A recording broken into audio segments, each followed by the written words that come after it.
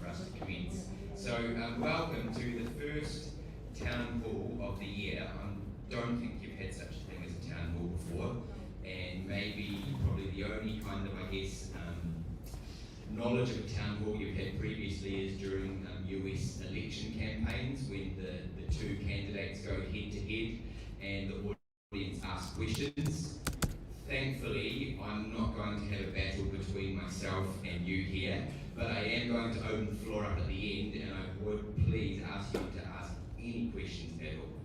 I'm a big believer in transparency and openness, communication, and so far in my first 3 months here at the Met, that is all I've experienced, and it's certainly made my job a lot easier, feeling the support of my staff and their openness with me, feeling the support of the parents, and also really feeling the support of the students and really getting to learn about them and their hopes and dreams, and also their areas to grow. So I'm going to be running through a number of things this morning. First off, I'm going to start with just some initial reflections of my time here in the last 3 months. It's one of those time warp. Thank you, Mr. Bermudez. We'll just get the subtitles on. Hello. Buenos dias. ¿Cómo está?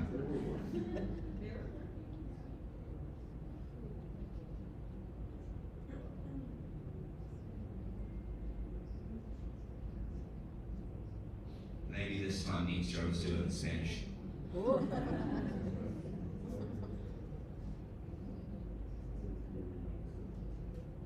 Checking on the subtitles. I think we may have them now. We do. Perfect. Okay, great stuff. So, technical glitch is over. Let's move into things. So, I just want to start with some reflection I've had over the last 3 months. It has felt like a bit of a time warp, and that I'm really not too sure whether it has felt like a long time or a very, very short time. I feel like the weeks begin on Monday with the flag raising ceremony, and in the blink of an eye, it's Friday afternoon and we have our staff professional development sessions. So it feels like a lot has been packed in, and for me in particular, there's been a lot of learning. There's been a lot of information, there's been a lot of insight, there's been a lot of perspectives. I mean, probably the biggest thing that I have felt starting here at the Met is just such a warm welcome that I have received as the new head of school from all of the different stakeholders. I really feel like the community has opened their arms to me, that they have embraced me, and that has really meant a lot to me as someone coming in new. And I think also, obviously, with the school having a new head of secondary at the same time, you know, that obviously probably generates a lot of fear, a lot of worry from the school community, and I know that Mr. Brackrog has felt exactly the same as me, and I think that's really helped both of us settle into our leadership positions and really start working on what matters to us, and that's education and driving the Met forward. I think the second thing that I've noticed is just such a strong sense of community and school identity, especially for a school that's only 14 years old, that celebrated its 14th birthday, and that moved to a new school site only 5 years ago. And a few things stand out for me. When I talk to parents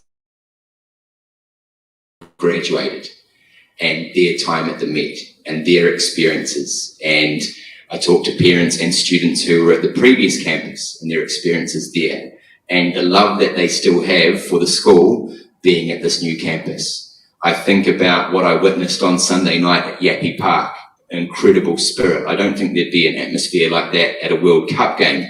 And, you know, certainly in terms of putting ourselves out there as a school and our passion and our enthusiasm and our support for sport, I mean, it was just a shining light. And despite the late finish for me and my 2 kids who came, you know, it was well and worth every minute of our time. I also saw it last Wednesday at the under-16 girls semi-final. So, you know, there's a real sense of identity of what it means to be a Met student, of what it means to be a Met parent, and also with our staff. You know, a lot of our staff have worked here for a very, very long time, have transferred from the old site in Ciudad del Saber to the new site here out in Green Valley, and they believe in this school 100%. They're so passionate, they're so dedicated, And I think with those three stakeholders all having such a strong identity in the school, we have got a lot of potential here to make magic happen.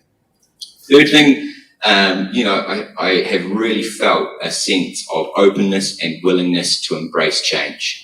And, change, once again, is something as new leadership is. It's something that can generate fear, it can generate worry, what's it going to be like? But from all of the conversations I've had, from all of the initiatives that have been started, there's a real sense that we can change and we can look for ways to improve. And most importantly, that we're reflective. What is it that we want to change? Why do we need to change that? And what benefit is that going to have for our students, fundamentally? Fourthly, I've had the privilege and honour of getting to know the students, from the EC3 students and joining community time in early childhood, to going and presenting on landforms to grade 2, to teaching grade 7 humanities and grade 10 humanities, and getting to know our diploma students. And I'm looking forward to sharing a weekend experience with them in November, building houses for Techo. But really, what I've seen from our students across all of the year groups is the qualities and skills that an IB education provides. There's a real sense amongst our students here at the Met about action and taking action. There's a real sense of supporting community. There's a real sense of camaraderie and supporting each other. But there's also a real air of confidence, the way that they present, the way that they form groups and clubs, the way that they think and analyse and are open-minded to different perspectives in the classroom. So I think, in terms of being an IB continuum school, where our students follow the IB curriculum all the way from PYP, MYP to DP, there's not too many schools around the world that are IB continuum schools. And that generates a certain character, and a character that is seen very, very highly in universities, and certainly a character that employers in the future will really value as they look to drive their companies forward. And lastly, and this is probably my sense of perspective, but I think it's something really important to highlight, we have a purpose-built, very modern, very open, airy campus. We have really large classrooms. We have beautiful wide corridors. We have an incredible lobby space, which every Monday morning we fill with the whole school community. And I think, when you're in a school environment year after year, that's something that you take for granted. And there are a lot of schools, and schools that I've been in, and my previous school was an example of this, that are small, that are cramped, that have corridor spaces that are very much just motorways for traffic and students to pass through. And we're really, really lucky to have the space. And later on, I'm going to talk to you about some of my ideas and thoughts about strategically how we can improve the campus. But in terms of what we've got inside, we've got the bones of a really magic school.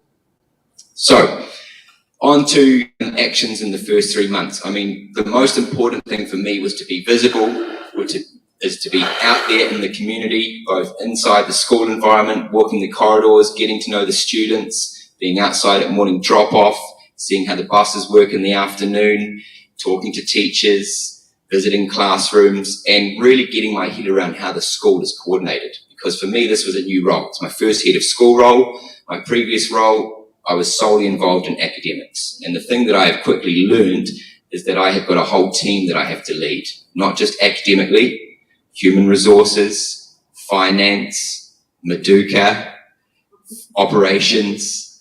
There is a whole team of different functions that all work together for the benefit of our students. And it's really important as a leader of the school that I make sure that I work effectively, collaborate and communicate productively with all of those stakeholders. And I hope one action that you have witnessed and seen is really on improving coordination of our school's calendar and events. It's something that stood out to me in my visits, and it's something that we have really worked on in terms of setting up a weekly diary committee where we check all the events, where we publish a weekly diary, where we highlight who the audience is. Is it for students? Is it for parents? Is it for teachers? There's still always room to improve, but I hope you have felt the change in terms of how our events are coordinated here and how our calendar is articulated. And now we actually have a whole school calendar with every single event mapped out. So moving into next year, we will have a document where we can start planning out what next year is going to look like in advance, something I didn't have the luxury of at the start of this year. Secondly, in terms of actions, it's been getting stuck into what does it mean to be Panamanian? What does it mean to be an expat living in Panama? It's a really new, I think someone before I arrived emailed me and said, welcome to the biggest city in the Caribbean that's actually facing the Pacific Ocean. And, you know, Panama really, when you think about it, you know, our library is a great example of it. It's a bridge. It's the connection of the Americas, and it's a hub. And, you know, I can see that looking out at this audience. I can see it with our students. You know, it really is the hub of the Americas. And I think we need to embrace that in our culture. But this week has really shone a light also on how proudly Panamanian we are. And obviously moving into the next month, November, what I witnessed on Monday is just the entree for our festivities during Fiestas Patrias and Panamanian Cultural Week. But how special is that? You know, I think about my two daughters and my son, that whenever it is that we will eventually leave Panama, I hope not for a very long time, they are really going to be Panamanian. They're going to know what it is to be Panamanian. They're going to know the traditions, the rituals, and be so patriotic about this place that we call home. Thirdly, I've been really trying to make an effort to lead the learning. Sometimes as someone that's stepped up from an academic role, it's hard to let go of the academics. So obviously I've been teaching. I had a 4-week stint teaching in the secondary school, which was a really enriching experience in getting to know the systems, the way the students are, how they learn. I've been observing teachers across the secondary school and moving on to elementary and early childhood. I've been trying to develop reflective coaching. So rather than judging teachers in terms of what they're doing, asking them questions, getting them to actually actively reflect on their lessons and areas for growth. And that's something that we want to enable all of our middle and senior leaders to do, is to embrace a culture of coaching to drive improvement with teaching and learning. And I've also met all senior and middle leaders, so heads of department, team leads in elementary, curriculum coordinators, and really started to try and understand what their strengths are, but also how do their strengths align with their job role, and what do they see as challenges to their current role. And my next stage is then to work my way through all the teachers and ask the same questions to really get an understanding of our whole community here in terms of the staff and how we can best support them with their professional growth. I've also started what is a really important project for me, and that is the implementation of a new whole school behaviour policy. When I came in here, and once again, this is perspective, okay, and having been in the classroom, I got a sense that we can improve. I got a sense that we can especially improve in terms of our sense of respect for our environment, and also a sense of respect for those that teach us, and also our peers that we collaborate with. And the behaviour is not bad here at all, but the behaviour can improve. And I think as educators, we need to do our utmost to not only support our students in terms of making good choices so that there can be good consequences, but we also need to be able to clearly align across the whole school, from early childhood to elementary to middle school to high school, on what is our systems, what is our protocols, and what are our consequences when we make bad choices. So that's a project that I have started with the whole staff 2 weeks ago. We plan on launching that policy at the end of trimester 2, piloting the policy and the systems during trimester 3 before a full launch and implementation to start the new academic year next year. And I'll be looking forward to parent involvement in that in terms of the review process.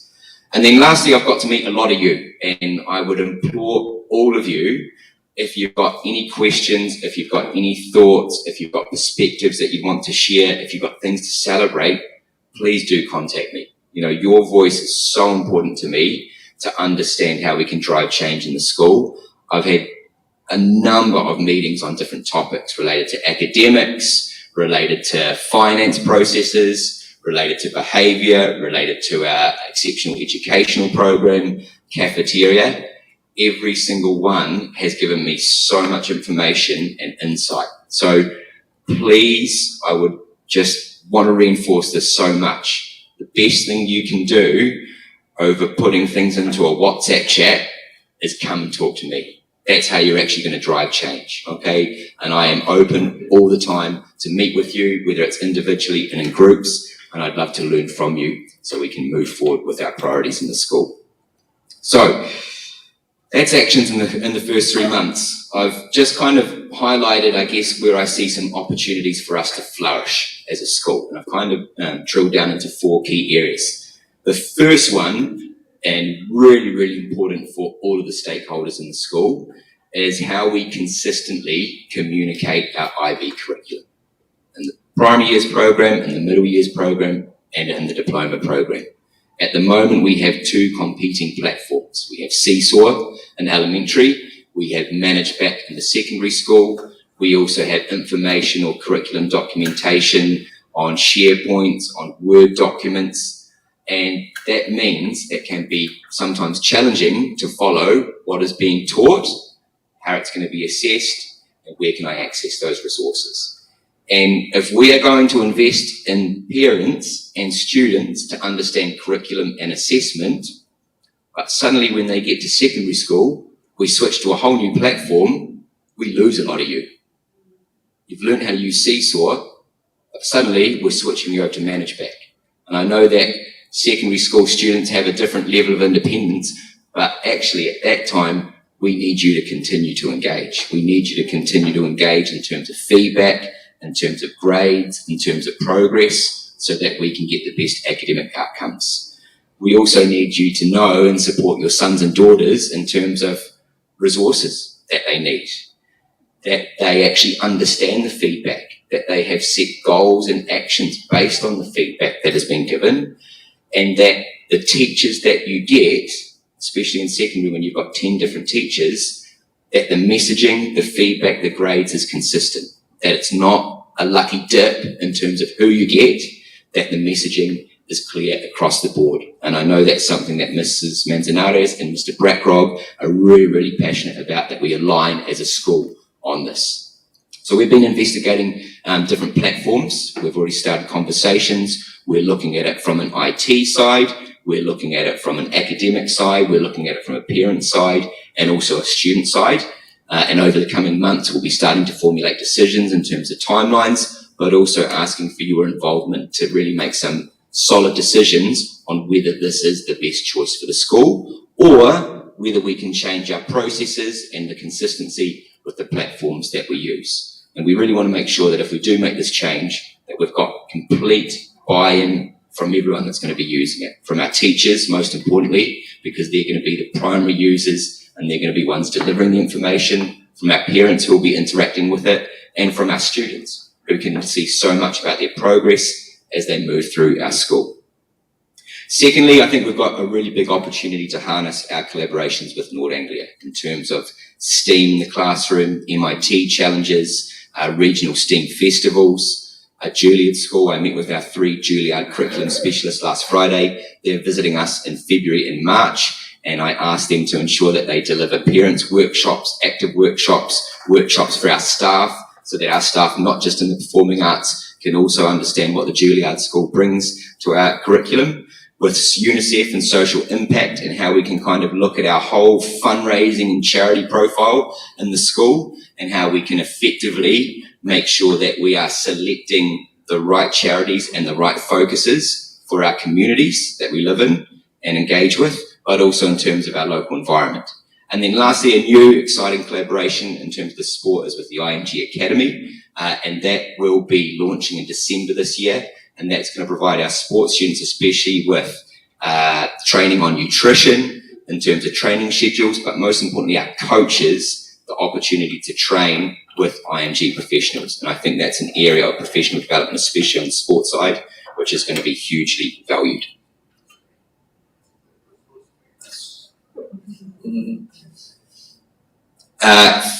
Thirdly, I'll keep talking. Fostering a shared culture of respect, okay? And I think really in terms of that, we can't just think if we put a policy in place that we're all going to have a shared understanding of respect. We need to actually deliver a curriculum around this, around social and emotional learning, In the elementary school, they do fantastic work around responsive classroom, and Mr. Hua, who's down the back here, has done excellent work on that front. But also, you know, when I talk to my two youngest and they talk about Kelso's choices and, you know, what those choices mean, and if they've made bad choices, how do they then repair and restore relationships? You know, that's amazing learning, and that's something we need to continue on as we go through into secondary school. Once again, as a whole school, we've got so many opportunities for what we do in elementary to follow on to secondary and to really create a beautiful culture of respect. And lastly, I think a really big opportunity to flourish is around raising the profile of music and performing arts. The confidence that performing gives to students, the collaboration with others, is just boundless in terms of transferable skills into a whole lot of areas of our life. And I've visited music classrooms, I've visited dance classrooms, I've visited drama. This morning we've got a variety show from our drama students. We've got so much talent out there, but we need to get it out into the community. We need to have pop-up shows. We need to have school productions in elementary and secondary school. We need to make the performing arts more inclusive, less exclusive. We do it so well with athletics and sport. I want the profile of performing arts to be the same as the profile that we have in athletics in the school.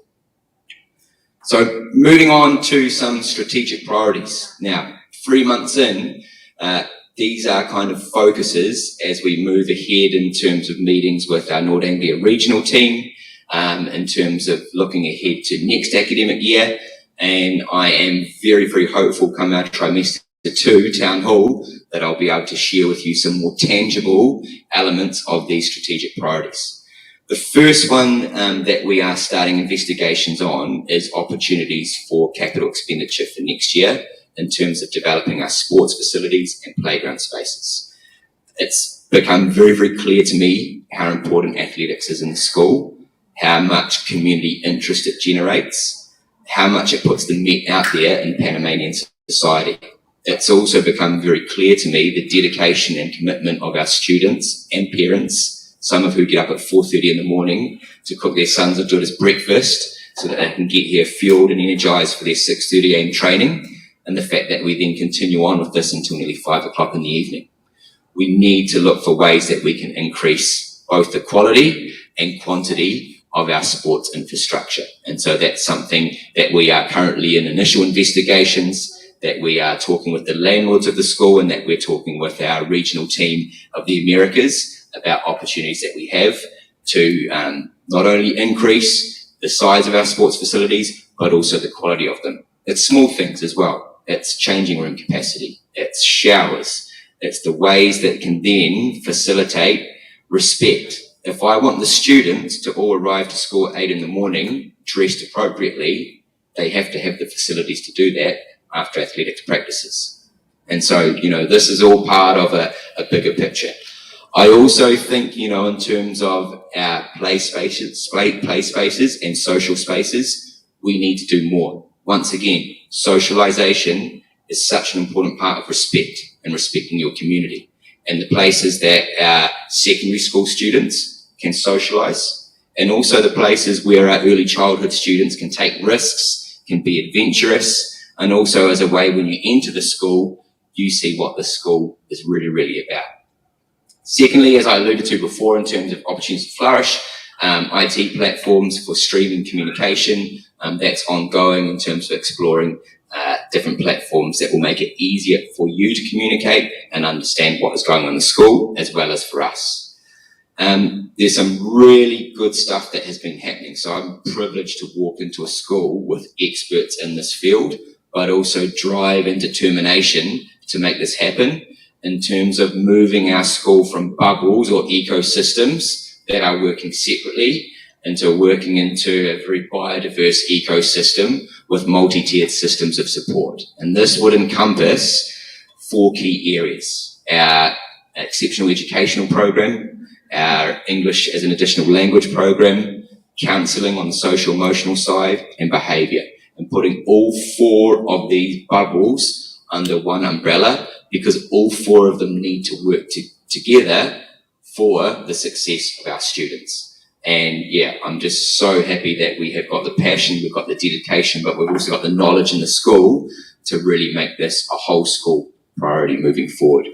And lastly, just in terms of something that should be an easy fix and is something important on the school side, but I know I've had meetings and I've been into emails and that there are frustrations, and obviously it's coming to that time of the year where trimester 2 fees, tuition fees are due.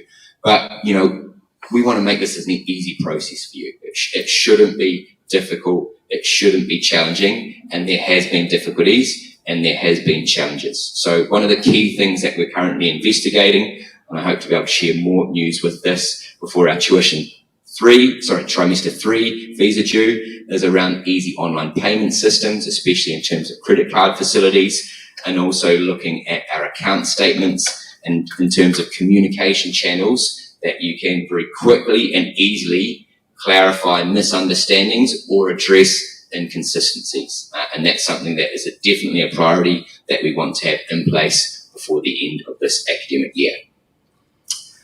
So I hope come the trimester 2 town hall, I can give you more specific nuts and bolts and announcements on those strategic priorities. But I'm really, really happy to be able to share what we've identified as a team as areas to grow and change as we move through this year. So looking ahead to next trimester, I feel like it's going to go a lot faster than this last trimester. Looking ahead to November, there's only 12 school days, December, 13 school days. So I completely get why we've front-loaded trimester 1. We've got lots of important visits coming up. So in November and December, we are going to have visits from Neil Green. He's going to be coming second week of trimester 2. He's the America's School Improvement and Data Manager. So he's going to be looking at our lesson observations. He's going to be looking at our strategic objectives from the academic side. We're going to be talking to him about timetabling. We're going to be talking to him about map testing and how we use that data. We're going to also be looking at our strategy around improving our IB diploma results in particular. So he's going to be here for 3 days. He's going to be meeting with a number of key stakeholders, and he's also going to be in lessons across the whole school. We've then also got Christina Cortez, who's the Managing Director for Latin America. She'll be visiting in early December, and that will be her first visit to the school since I think she interviewed me here in February. So I'm looking forward to welcoming her back and not probably feeling as nervous as what I was during the interview stage. And then lastly, we've got Maria Sanchez coming, who is our Regional Finance Director for Latin America. And one of the key things we'll be discussing is those strategic priorities around billing, accounts, online platforms. She's provided us with a whole list of different options that are unique to Panama, but are also used by different companies. And we've narrowed that down to 2 that we're exploring further to make sure that we can get the integration right. The re-enrollment and tuition fee process for 2026-2027, I'll be sharing more information about this in November. But one of, I guess, the key takeaways from starting here was that re-enrollment was very late this year. It commenced in the middle of July. And for me, that worried me because it was quite an unknown in terms of what we were planning for. It meant that we went right up to the day before school to really know what numbers were coming up.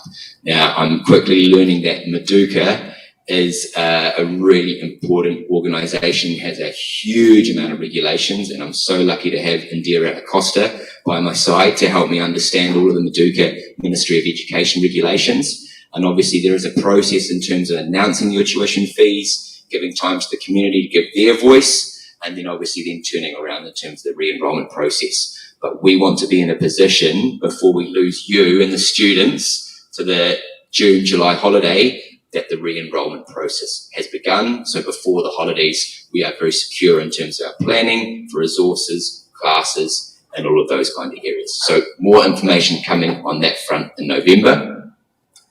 I have put my hand up to showcase the school with all of the North Anglia schools in the Americas. So we will be hosting the North Anglia Regional Conference for all principals, all safeguarding leads, and all health and safety managers in February. So we're going to have about 120 staff from across the Americas, from Uruguay all the way up to Chicago. They'll be converging here in the last week of February, and that's going to be a really amazing opportunity to showcase our school, but also have a huge variety of experts in their fields from across the Americas to share best practice. So I'm really looking forward to having them here. They're going to be here during school time, so they're going to see our students in action, and we're really looking forward to showcasing some of our student talents to them as well while they're here.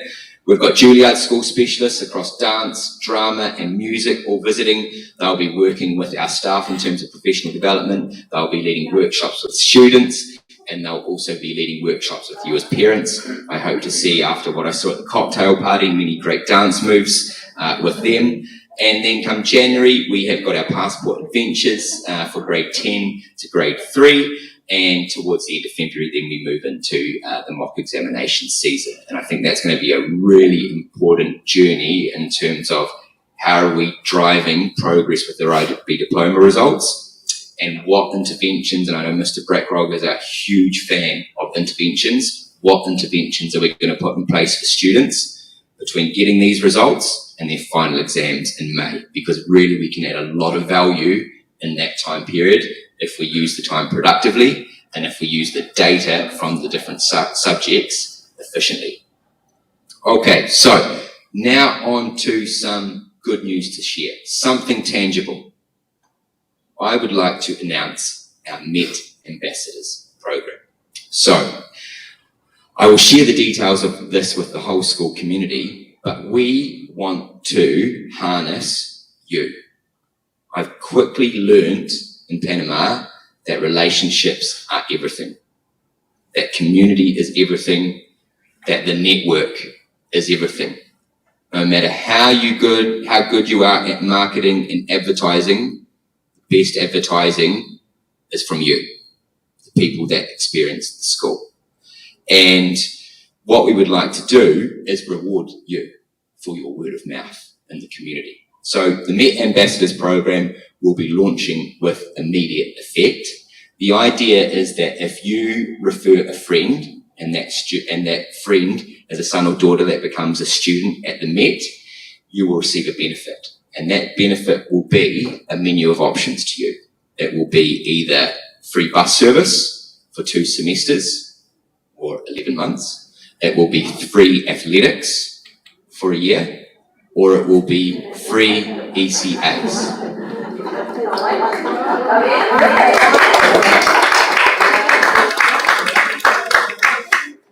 You know, we're in an incredibly challenging market here. We're a city of just over 1 million people, and there is a huge amount of choice in terms of international schools. We have a challenge here at the Met in terms of our location.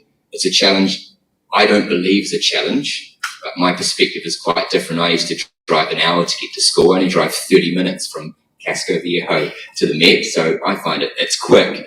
But we know that you, all of you, believe there are really great things about the school. We also know that there's things that you want to improve, and I hope that you can see I am here and the team is here to work with you on those things. But we really want to harness you in the community. We want to use your word of mouth and your knowledge of the school and your sons and daughters' knowledge of the school to drive out growth. Because really, the growth of the school is going to support our strategic priorities. It's going to support investment in our facilities, and it's going to better the community that we have. And, you know, ultimately what I saw on Sunday night, you know, we could have filled that grandstand completely with the atmosphere, with the passion of the Met. And I want you to really be a part of building our community up, which then gives us the chance to really grow the school and look forward to a really sustainable future together. So I'm looking forward to sharing the details with you in more specifics. I'll do that today with the whole school community, but I'm really pleased to have launched something tangible for you and hopefully benefits that you can access. Lastly, before I open the floor to questions, we have got the Parent Satisfaction Survey launching on Wednesday, the 12th of November. We've just completed our Employee Engagement Survey. So that's a really important layer in terms of understanding our employees in terms of what they're doing at work. Do they have the right resources? Do they feel like they're getting fairly paid? What are the challenges that they face? And it's really important data for us to use to prioritise our strategic objectives. So, for example, when we're talking about changing the way we communicate our curriculum and assessment and feedback, that has implications for our staff in terms of ease of use, in terms of efficiency, in terms of productivity. So using their feedback from the data in their survey, we can then think, okay, does this align with what we think is a strategic priority? Just like when I look through the data from last year, the conversations I've had about sports facilities, the data supports that. That's why we need to make this a strategic priority. Now, I've had a few conversations with people, and quite rightly, we've got experts on market analysis and market data. Numbers only tell a story, and we have to drill down, and we have to learn, and we have to talk, and we have to understand. But, I can't stress enough how important it is that we hear your voice in the survey. Ideally, I would love to have us having around about a 90% completion rate from parents. We will send you constant reminders about it, try and get you to buy in terms of WhatsApp groups to really make your voice heard. But it's so important that we get evidence from you so that we can either reinforce our strategic priorities, or actually we need to take a pivot here. What we thought is different to what you guys are saying. Ultimately, you are fundamental stakeholders in the school, and we need to make sure that your voice is heard. I just want to highlight a couple of things, and people that know about data and surveys will know this, but there's a whole range of questions, and there's different grading scales, okay? There's 1 to 5, there's strongly agree to strongly disagree, there's excellent to poor, but there's one question that you need to kind of understand what the numbers mean, okay? And it's what's called a net promoter score. So you can see a net promoter score from last year was 16, and you can see across the different divisions here, early years parents were the happiest, elementary parents the second happiest, secondary parents not happy at all. I hope to see that go up this year, okay, with Mr. Brackrog.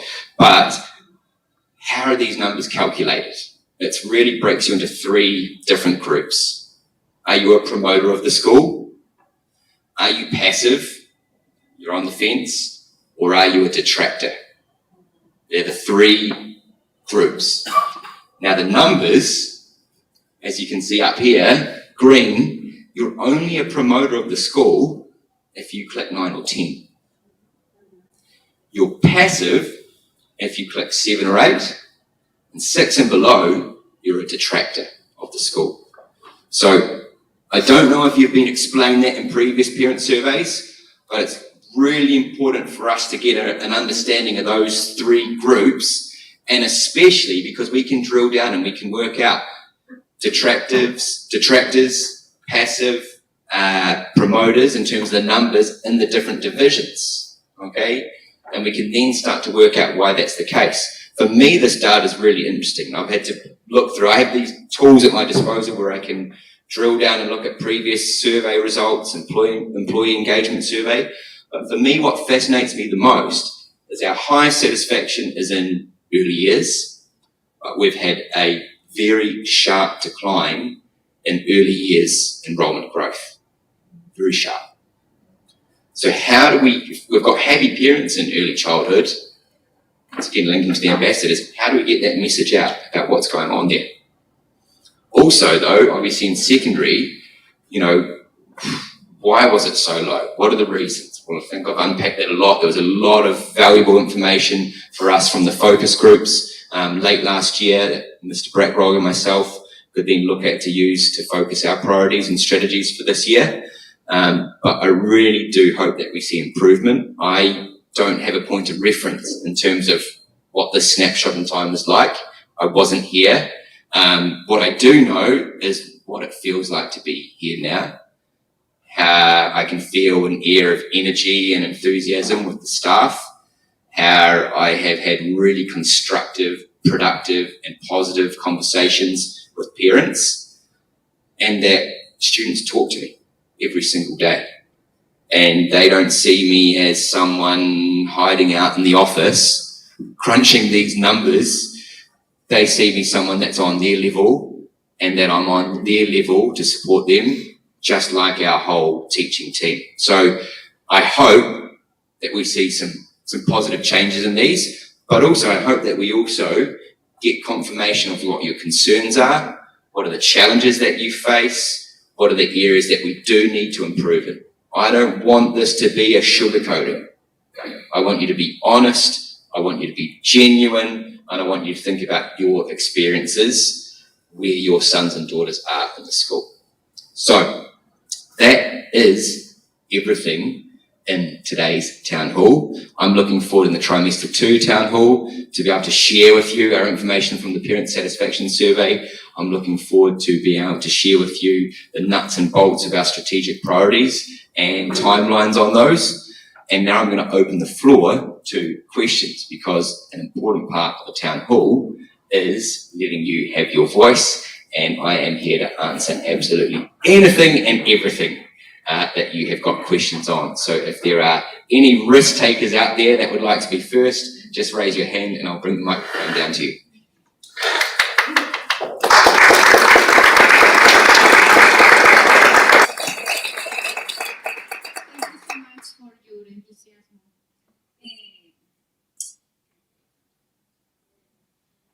Muchísimas gracias por su entusiasmo. Me encanta tener ese espíritu de crear comunidad de nuevo en la escuela que se había roto durante muchos años. Somebody can translate that, please. I understood. Thank you for my enthusiasm. Yeah. And for bringing again the community sense here, spirit in the school. thank you. Yeah, thank you very much. I have a question for you. What are your plans for the sports facilities? Because you are talking about an improvement, so I really would like to hear. So we have got absolutely nothing confirmed at this point in time. This is going to be a process. Capital expenditure projects need to go to regional team.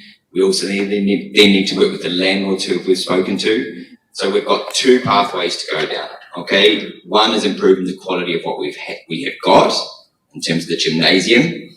The other is expansion in terms of astro facilities. That is going to require land.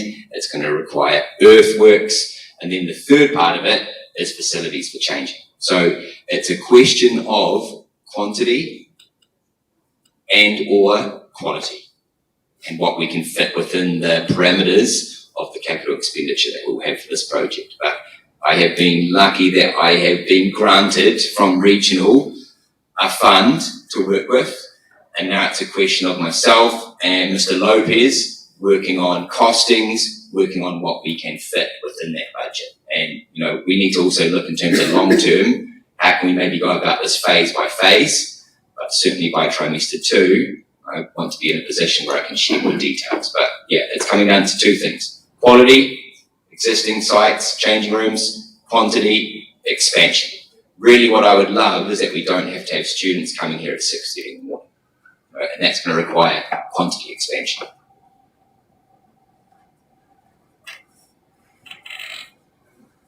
Thank you for your, willingness to work better with this school. I was very disappointed, the last couple of years. I've been here in Panama for 3 years. And one thing I would like to suggest is to do with the students. I do work in higher education.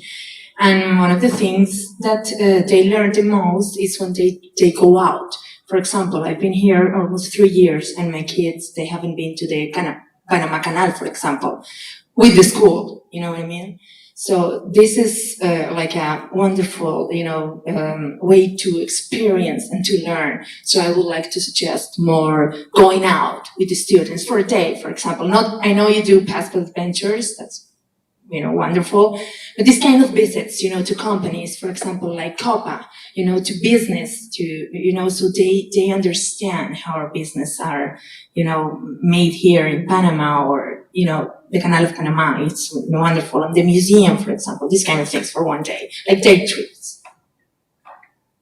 Completely agree. I'm a geographer, so like my background was all about trips. And I think, when I think back to my own education, like the things that stick out for me were trips, were experiences. I think one of the keys is making sure that we're consistent across all the year groups. So, for example, over the last 2 weeks, we've had a number of early childhood and elementary trips go out. We had groups go, for example, in grade 2, they've been studying about landforms and natural disasters. They went up to the top of Ancon Hill. We had students in grade 1, I think, go to the Beck Museum in Casco. So there are trips taking place, but I completely agree, especially on your point about getting our students to experience companies. We have got a parent community here which is rich in terms of their connections with corporations, companies, NGOs. Mr. Brackrog, I know, has discussed this in terms of looking at how we use June more effectively for our secondary school students in terms of work experience, and how that work experience can then lead to forming choices, subject-wise, but also career pathways, because we have got the makings of such a thing here in this very, very room, but we need to make sure we're giving the students the opportunity to use those. And, you know, for me, Panama City and Panama as a country is just like paradise in terms of trips, both culturally, both historically, and also geographically. So we definitely need to make use of that. 100% agree. Diego. Thank you very much. I think the overall mood in the school has changed a lot over the past months. I only have a comment in the performing arts. So my kid was in the elementary choir last year. When that change from Miss Juana to the new music professor happened, like, I think that choir got lost in the transition, and I don't know if the school has any plans to take that back, because I think that was something very important for elementary students. So I don't know specifically, Diego, in terms of like specific choir in elementary. What I do know is our new head of performing arts, Mr. Bustos, choir is his thing. It's his passion, it's his expertise. I actually visited one of his grade 9 lessons last week where he had a pretty boy-heavy class, and I had seen some of these boys in other classes over the course of the previous 2 weeks. He had them split into a group of baritones. He had them split into a group of tenors. I listened to them sing, and what he managed to do in the last 2 months with them was quite something else. So I don't think it's a lack of terms of passion and skill. I think we've got the right person in the job for choir. But what I would need to find out is what are the logistics around supporting that in elementary. So that's something I'd be happy to follow up and get a more specific answer. But I guess kind of building on your point, I want to hear this outside. You know, what I heard in that grade 9 classroom, I want all of our students to see those grade 9 boys singing. You know, anyone can sing if you're trained. So, you know, things like pop-up events, opportunities at assemblies, you know, we really need to make sure that we get these talents, musical talents, dance talents, performing arts talents out into the community, and also give you as parents the chance to see them as well. And I think that's the big area of growth, is the showcasing it. Hi, thank you. As you mentioned, consistency in the messages that the schools are sending. One point that I have tried to find an answer is with the tip tap. My son all the time is asking for tip tap, yet the school tells me, please don't send sugar to as a snack for him. Is there something that we can do about it? Because I see they sell cheesecake, chocolate chip cookies, slushies full of sugar. What message are you sending, and how am I gonna tell my son, hey, no, and then you sell it here? Please, someone else suffers my pain of my 3 kids coming home every day and saying, Dad, when can I get a tip tap? And the answer is never. Yeah, look, I don't think they sell slushies. They do sell smoothies. But what's the sugar content in them? That would be a good question. Yes, there's chocolate chip cookies. Yes, the snacks. I don't know if they're healthy choices, to be honest. We had our first meeting last week with the Food Advisory Committee, which is made up of a group of students and parents.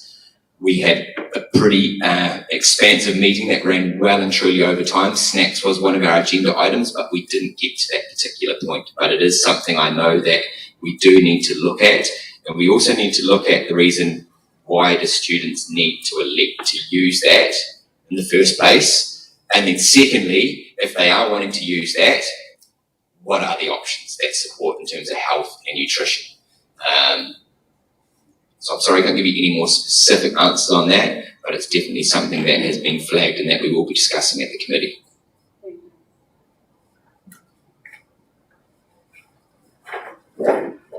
Isabella, isn't it? Thank you for the space.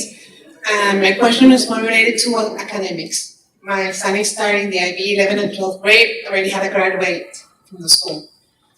And what we're seeing is that there are new professionals that know the subjects that are coming to teach our kids, but they don't know how to teach, they don't know the IB system. What tools are you giving to those professionals who maybe they're very good at their subject, so our kids are well prepared for the IB test in 2 years?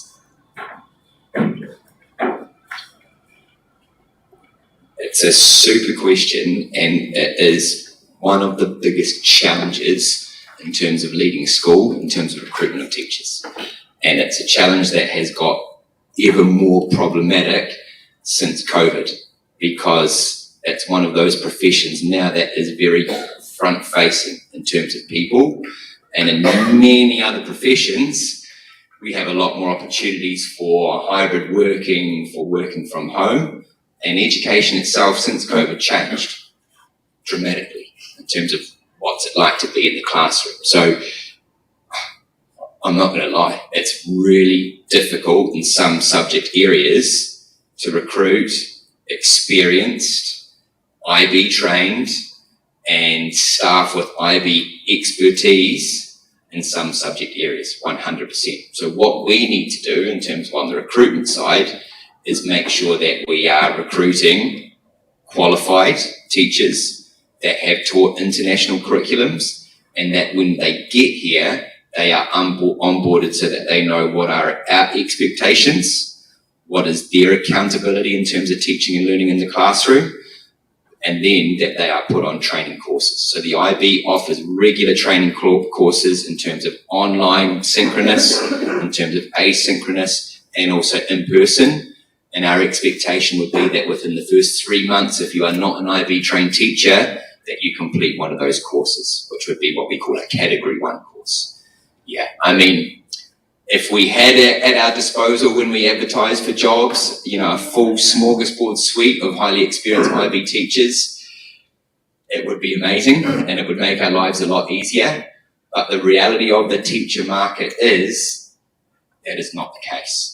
So that's where, you know, one of my big things is around professional development, around coaching culture, you know, really working with teachers to understand what their strengths are, where they need to work on, where are the gaps in their subject knowledge. Because if you think about it, some of these subjects are very broad. Like I taught diploma geography. At university, I specialised in natural hazards. Earthquakes, volcanoes, landslides. Didn't do hardly any human geography. And yet when I get to the classroom, I have to teach about population distribution. I have to teach about oceans and coastal margins. I have to teach about things that, you know, I didn't learn about in university. So there's the subject knowledge part, but most importantly, especially when we get to diploma, understanding assessment. You know, probably one of the biggest things that we can do to promote the upskilling of our staff is getting them to become IB examiners. I'm, for example, an IB examiner for diploma geography. You learn not only the insides and outsides of how exams are marked, but you get to practice and you see responses from all around the world. And it really gives you a rich and rewarding experience of what are the expectations and exams, approaches to questions. And that's something that we really need to embrace with our teachers as well. Still. Yes. So I think I'm nearly getting all the names, so this is good. Great. Yes, good morning. So I have 2 daughters, one is a 3rd grader and one is a 6th grader, and neither of them have a passion for reading. they don't have a taste for reading. So at home, they would rather watch TV or a screen like an iPad or even play, but they just don't read. So back in my time when I was at school, I was sent reading home as a homework, and I had to do something about this text I was reading, either a summary or answer some questions.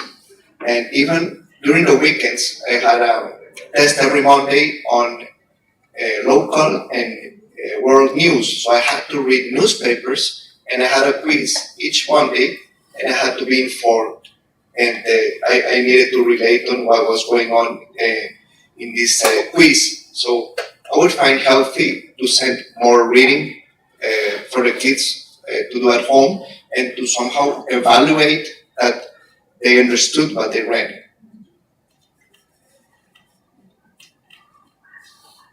Thank you very much for that comment. Yeah, I concur completely, and I especially agree on the news front, because hands up anyone that's read a newspaper in the last week. Yeah. There we go. Okay. I've got about 2% of the room. And I mean, last week, for example, was International Digital Literacy Week. You know, the way that we consume news, and I guess what we trust as news, has dramatically changed since the days that you and I were reading the newspapers and working out what was going on in the world. And that's where we need to do some work in terms of understanding current events. But I think also what you're hitting on there is like the passion for reading is diverted because we have lots of varying and competing distractions for it, but also the understanding. How do we know what they've read is understood? And, you know, that's going to be fundamental success later on. It's going to be fundamental when they get to a diploma and they're doing Spanish or English literature, and they really need to not only understand vocabulary, they need to understand context, they need to understand themes. And so supporting that from a younger age is only going to be for the benefit. I don't have an answer specifically to that, but it's certainly something I can speak about with our librarian, Mrs. Meadows, and also Mrs. Manzanares, in terms of what is our strategy to promote that passion and understanding with reading. But that's something that, you know, is for the benefit of the whole school. The spelling. My daughter, the 6th grader, has a terrible spelling in Spanish. Yeah. Maybe competition. Because she doesn't read. Right. You know? Mm-hmm. Yeah, and once again, it's the digital. It's the falling back on the spell check. And, you know, I know there is kind of, I guess, in terms of the way education is progressing, this sort of movement to everything being digitalized. But, you know, one of my observations visiting classrooms and looking at student notebooks, you know, how important is it that we're consistent and we actually explicitly teach how do you take notes? How do you, for me, the basics, have you got a title for the work or the topic that you're doing that day? Have you got a date on it so when you come to study, you can actually like follow the chronology of what was doing? Can you underline keywords? Can you circle or highlight things that are misconceptions or misunderstandings? We can't, as educators, just think the kids will get this. We actually have to explicitly teach these note-taking skills, because the note-taking will reinforce the understanding from what they've read. And I think someone said here, competitions. Yeah, we need to also praise and recognise success on this. Spelling bees, I know they might be old school, but they're fun, they're exciting, they get people together and they recognise outstanding spelling. Yes, done that. Yes, thank you. I just wanted to make the observation that we have the same issue in middle school. For us, it was very sad to realize, and I have written tons of emails since my kids were in 6th grade. We invested such a long time into taking them to the library, doing all this routinary reading of books, delivering them back home, and so forth. And there was no visit to the library as from 6th grade. the books are not used for research. I understand that nowadays the digital information is there, but to invest 5 years at the school and then out of the blue, kids don't go to the library anymore, it was frustrating. So I think maybe this is something that we can work together with teachers especially, because I understand that they are not the ones also embracing the richness of this possibility. I completely agree, because I think our library is like one of the most amazing facilities that we've got in the school, in terms of like a centerpiece, a heart, a space that I know that Mrs. Meadows down the back there, but I'll give her a shout out anyway. She's put her heart and soul into it.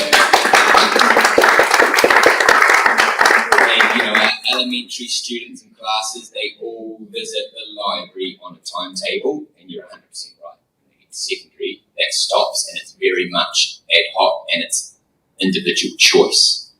And you know, I think, like for me, when I think back to research and like that whole like feeling of like being a detective and using books and using different physical sources and having your hands on them to find answers, it's an experience we've unfortunately lost in the research process.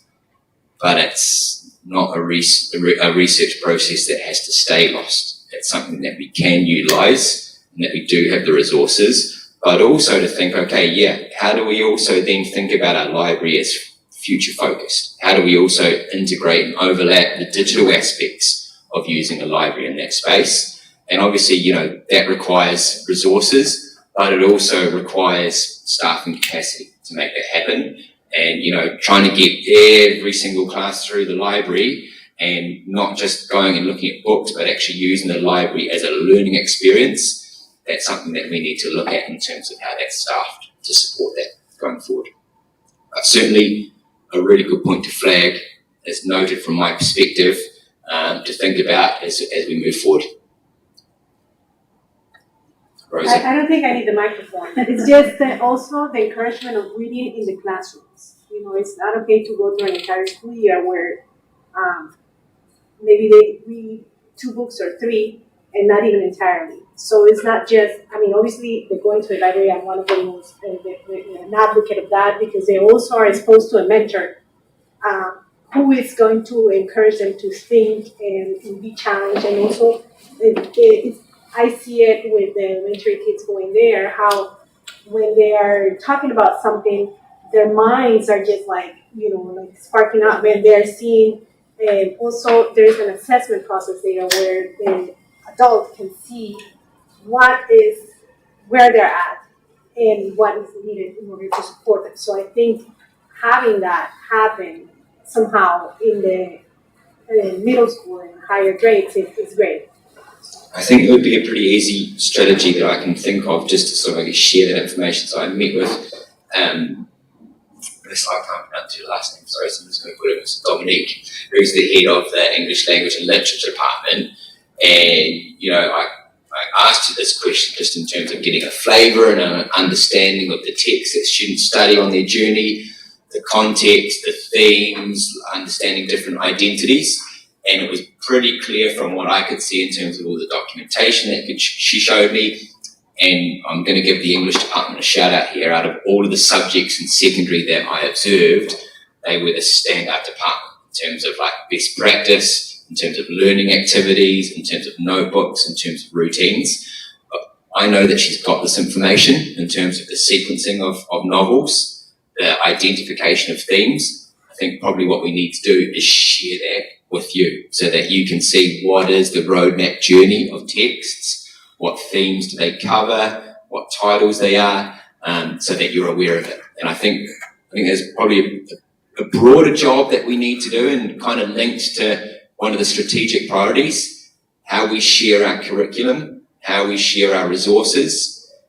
We need to do it in an easier way, a way that's more accessible for you and that's more understandable. Because I know from what I've seen, there's really, really good stuff going on in the classrooms, but it's getting that information out to you.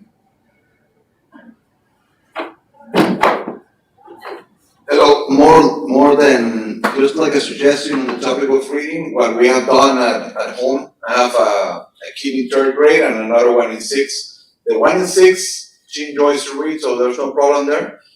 But what we did at home was to establish a system, and I know this doesn't work for everyone, but it's basically a bribe system that we pay them for the Christmas presents with books. So basically, I print out like an Excel sheet, and each book is $5. And if it is like a big book like Harry Potter, it's like $50 or something like that. So that's what we do, and it works. Our biggest daughter, she just reads because she likes to, but she feels like she's earning her Christmas present. But just like a suggestion for those who want to encourage her reading. I'm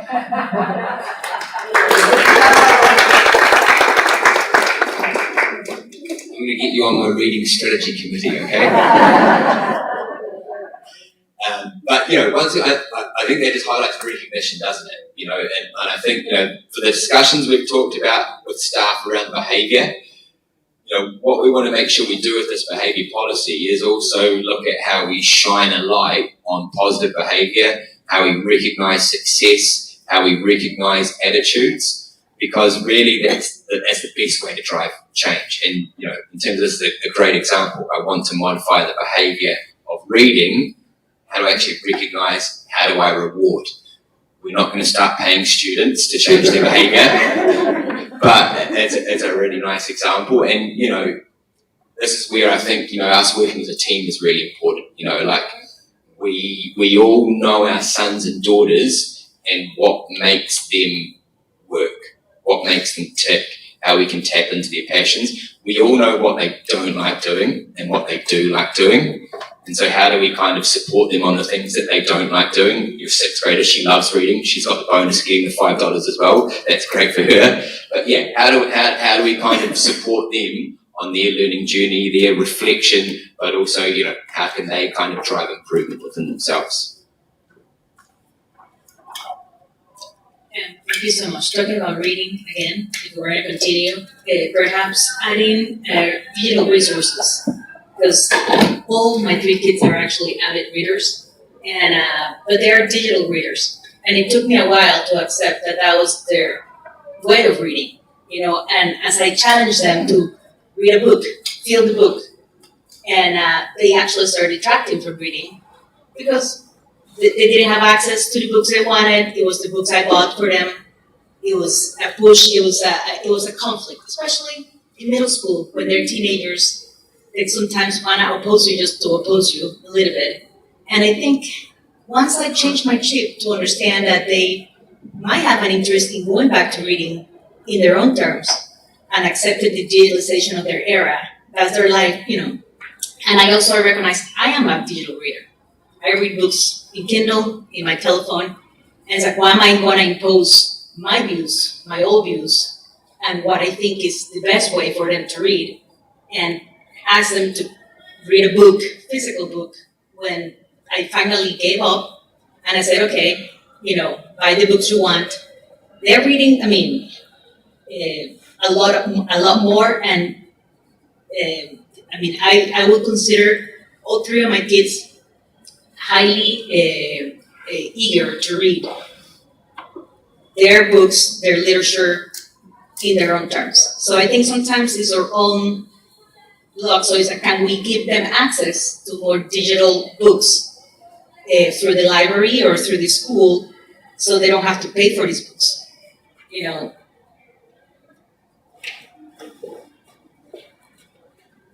I think you've raised a really good point there about like pathways, choice, differentiation. Like that's when we really get the best out of students, is when they do have choice. And when they can differentiate their learning to their preferences, to their abilities. And obviously that is the benefit of the digital side of things, and especially what you're talking about in terms of ebooks, that they do have that choice. I don't know if that's a sign that we need to end the meeting. Could well be. I'll take 3 more questions. Just like a logistic comment, because I know that some parents were posting questions on the chat. So one mother wrote me, what's the plan for those questions that they are posting on the chat? Are they gonna be answered like in a follow-up later or? That's a good question. We hadn't factored that in. I can definitely take a look through them and put together FAQs of answers. Yep, I can send it out, no problem. Take 2 more questions and then we'll wrap it up. Hello, Mr. Lawrence, thank you very much. I'm Diego. I'm father of Diego Senior and Pablo, ninth degree. This is our 3rd year in Panama. We came from Colombia. We're one of the best schools in Colombia, Colegio Anglo-Colombiano, and we always compare this huge, very traditional school with Met. There are, a lot of things to comment, but in this case, I want to give you something. We had up to 5 head of schools in Colombia. All of them were very well prepared, very good. They really did good things, but one of them went especially good. And all the parents acknowledged that was very good. And something that happened before, talking about the shop here selling sugar, I remember specifically one day in Colombia, in Bogota, that we raised as parents the same question, and he said, in 2 weeks there will be no more sugar in that talk shop.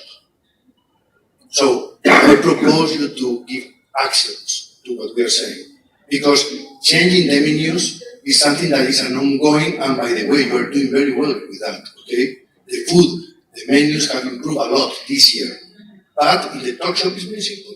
No more sugar in the talk shop. They changed to yogurt, fruits, a lot of options, and the students really appreciate that as well, okay?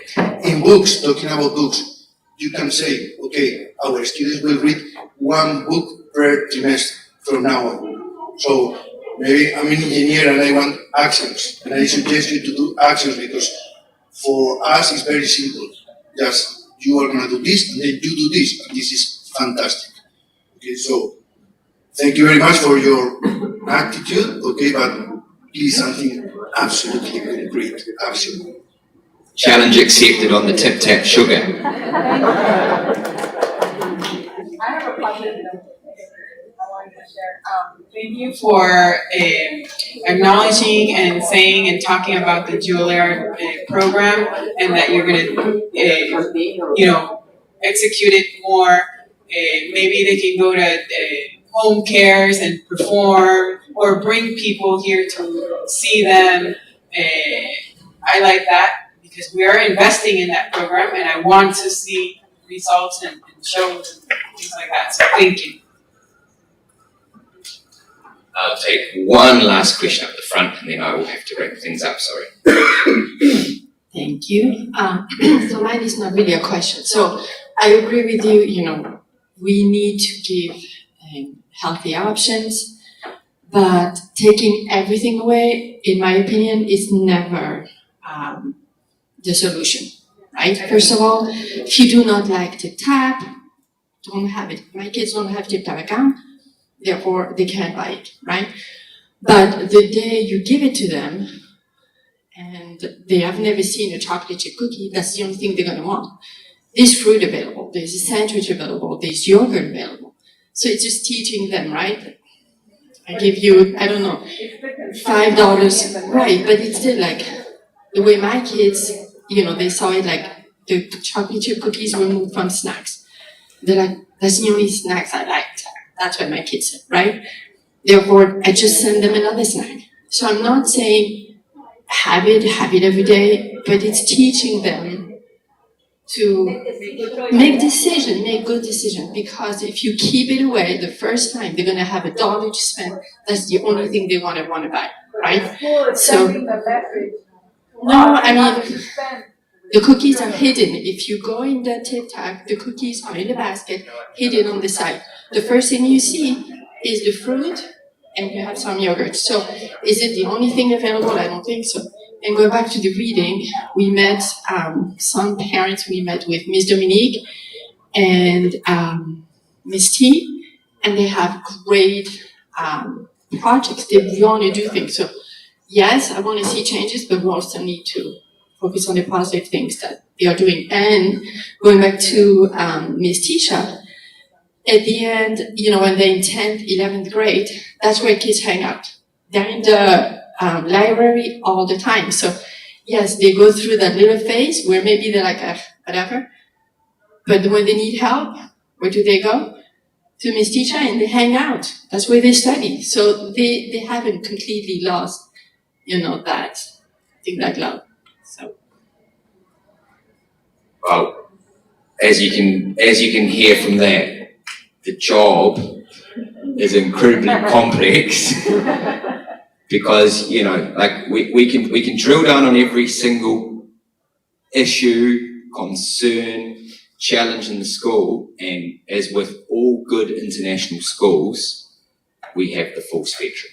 The classic one for me is always homework, from the parents that want 6 hours a night to the parents that want none at all, and everything in between. And, I think that's where perspectives, it's where voices, it's where data as well is really, really important to make decisions. On the cookies though, I do think it's very easy, and I know for a fact, because my wife makes very good cookies that are healthy. You can have healthy cookies that do taste good. And I think on that front, we certainly can improve on the snacks. I would love to know, what is the sugar content, for example, in the smoothies? Is it just fruit sugar, or is there sugar syrup put in? That I don't know. I am actually doing a whole audit of the whole of Healthy Kitchen on Thursday, the 13th of November, looking at every single part of it. It's a Nord-Anglia requirement. We do it biannually, and so that will be one of the things I'll be looking at in terms of in the cafe itself. What is the additional sugar that is put into things, and how we can eliminate that? Because I'm sure we're all on the same page. Too much sugar, too much salt, it's not good for our health. Super. I'm going to wrap things up there. I will just wave to the camera there and say thank you very much, everyone out there in cyberspace who joined us. I'm not sure how many of you were there, but I really appreciate you joining. I hope it was positive to have that live connection, and I will look through the comments. I'll try and synthesize what all those comments were, and then I'll put out a FAQ to everyone. I just also want to wish everyone a fantastic Fiestas Patrias break. Those that are having one, those that are staying here, those that are traveling in Panama, those that are maybe going overseas, please be safe. And I really look forward to seeing you all come November and the festivities that will keep on going. And I look forward to talking with you all. And I can't realize it enough. If you've got anything you want to talk about at all, please just let me know. We can do virtual, we can come in. I am open to talk, I'm open to hear, and I'm also open for action. Thank you.